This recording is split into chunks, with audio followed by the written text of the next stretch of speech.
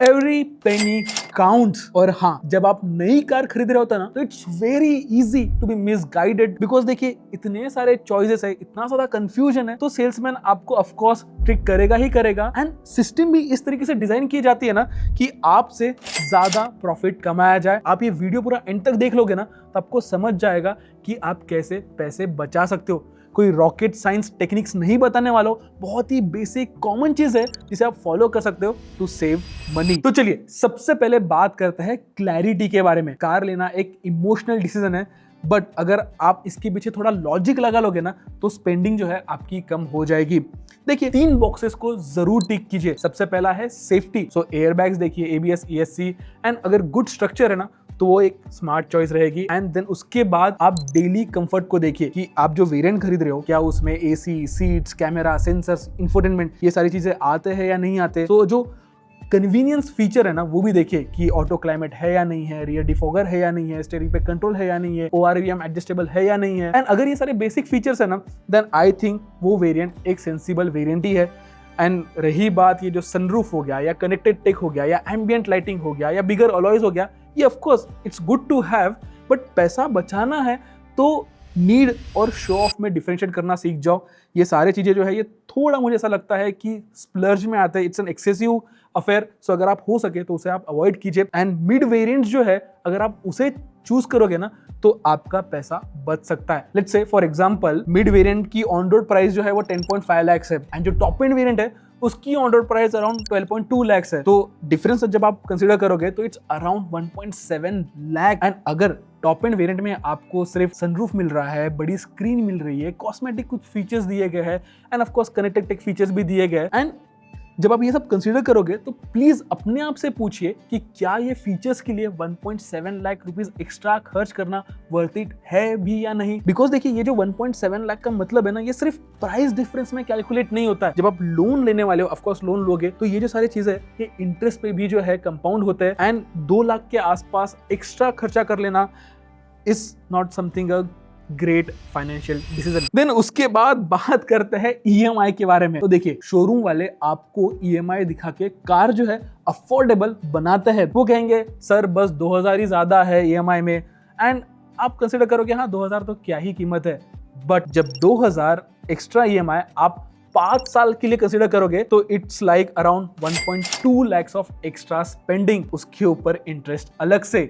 So car जो है ना, कार लोन जो है वो आइडियली 3 से 5 साल तक का ही होना चाहिए। एंड सिंपल थंब रूल यही है कि जो आपको डीलरशिप कह रहा है with regards to loan and interest उस पे ब्लाइंडली ट्रस्ट मत करो, अपने फाइनेंसेस वर्कआउट करो, एंड अगर हो सके तो लोन का जो टेन्योर है वो 3 से 5 साल तक का ही रखो। एंड देन उसके बाद आ जाता है इंश्योरेंस। जी हाँ, लंबा स्ट्रेच कर दिया मैंने, बट इंश्योरेंस जो है उस पर बहुत सारे एक्स्ट्रा पैसे खर्च हो जाते हैं। एंड इंडिया में सबसे कॉमन ओवरपेइंग एरिया जो है वो इंश्योरेंस ही है, बिकॉज डीलर्स हर वक्त बोलेंगे आपसे कि सर इंश्योरेंस ये ले लो, ये सही इंश्योरेंस है, एंड ये इंश्योरेंस भी कंपलसरी है and all those thing. But देखिए मोस्टली इंश्योरेंस आप बाहर से भी ले सकते हो, डीलर फोर्स नहीं कर सकता अनलेस कोई स्पेसिफिक फाइनेंस या फिर पैकेज कंडीशन में इन्वॉल्व हो, एंड अगर वो है तो क्लियरली रिटर्न होना चाहिए। एंड देखिए इंश्योरेंस जो है ना कार के केस में महंगे होते हैं, सो रिलेटिवली अगर आप 5 से 10 या 15-20% भी बचा लोगे ना तो आपका लमसम अमाउंट जो है बच जाता है। बट प्लीज एक बात ध्यान रखिए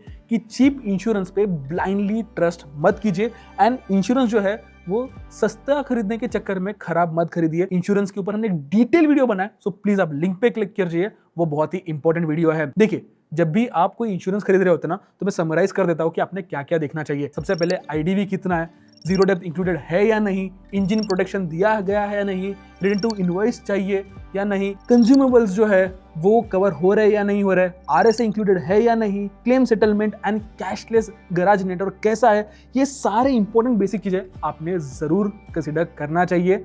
एंड ऑफ कोर्स डीलर से बोलो सर सेम कवरेज का जो है मुझे ब्रेकअप भेजो, उसमें आईडीवी देखो, एड-ऑन्स देखो, प्रीमियम देखो, इंश्योरेंस देखो, एंड फिर कंपेयर करो, एंड डीलर अगर उसे मैच कर रहा है तो it's well and good, please dealer से ही ले लो। अगर नहीं कर रहा है तो आप आउटसाइड इंश्योरेंस भी कंसीडर कर सकते हो। चलिए then let's talk about accessories. And मुझे तो ऐसा लगता है ना, इंडिया में एक्सेसरीज के नाम पे स्कैम ही चलता है, क्योंकि डीलरशिप वाले कहते हैं कि सर ये बेसिक किट लगाना कंपलसरी है, ये मड फ्लैप लगा लीजिए, मैट्स ले लीजिए, परफ्यूम ले लीजिए, कोटिंग करवा लीजिए, उसके बाद नंबर प्लेट पे ये करवा लीजिए, वो करवा लीजिए, क्रोम किट लगा लीजिए, सीट कवर लगा लीजिए। बट क्यों?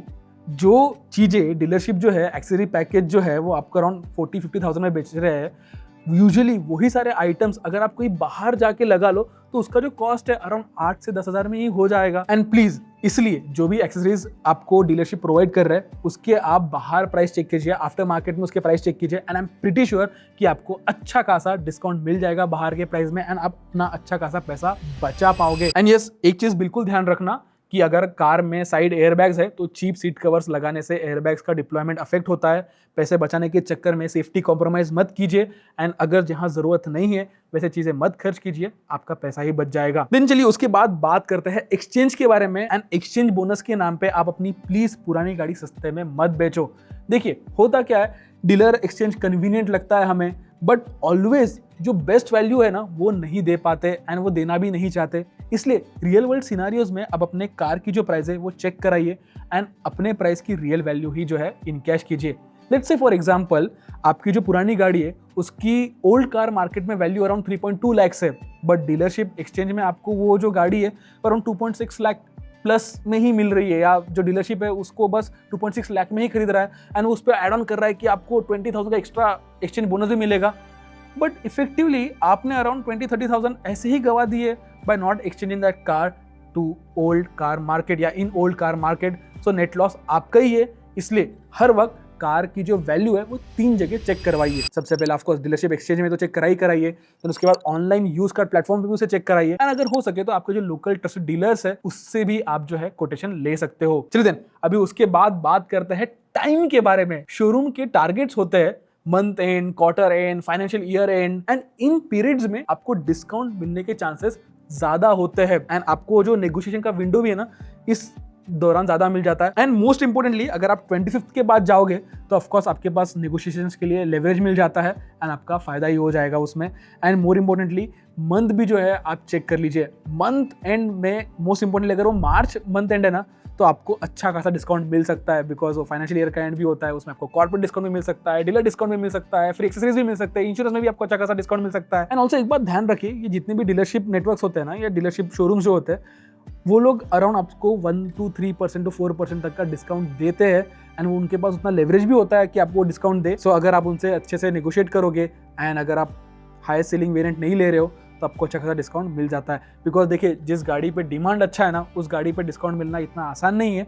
सो वेरिएंट्स एंड कलर वाइज अगर आप चूज कर लोगे तो आपको ठीक ठाक डिस्काउंट तो मिल जाएगा। बट हाँ, एक बात ध्यान रखिए, ओल्ड स्टॉक लेने से पहले मैन्युफैक्चरिंग मंथ जो है वो जरूर चेक कीजिए। 6 से 8 मंथ पुरानी कार जो है वो तो ऑफकोर्स डिस्काउंट तो बनता ही है उस कार के ऊपर, एंड अगर आप इतनी पुरानी कार ले रहे हो तो please tyres, battery, paint, odometer, PDI सब प्रॉपरली चेक करो। देखिए पुराना स्टॉक जो है ना या ओल्ड स्टॉक जिसे हम कहते हैं वो बुरा नहीं होता है, बट ऑफकोर्स उस पर डिस्काउंट उतना मिलना चाहिए, जो डिस्काउंट है उतना जस्टिफाइबल रहना चाहिए। इसलिए प्लीज अगर हो सके तो ओल्ड स्टॉक पे अच्छा खासा डिस्काउंट आप ले सकते हो, तो ध्यान में रखिए। चलिए अभी लास्ट में बात करते हैं नेगोशिएशंस के बारे में। एंड नेगोशिएशन के बारे में बताने से पहले मैं एक चीज बताना चाहूंगा कि जितने ज्यादा कंफ्यूज आप रहोगे ना उतने ही ज्यादा आप जो है ट्रिक्ड हो जाओगे, या उतने ही ज्यादा आपको यूज किया जाएगा। इसलिए प्लीज शोरूम जाके जस्ट ये मत बोलो कि मुझे बेस्ट डिस्काउंट दे दो, इससे कुछ नहीं होता है। बेटर अप्रोच ये है कि सर मुझे ये गाड़ी चाहिए, ये कलर में चाहिए और ये वेरिएंट चाहिए। एक showroom RTO, insurance, accessories, handling, logistics, extended warranty, discount, ये सब मुझे बताइए, और आप हर पैरामीटर में आप कितना डिस्काउंट दे पाओगे ये मुझे बताओगे।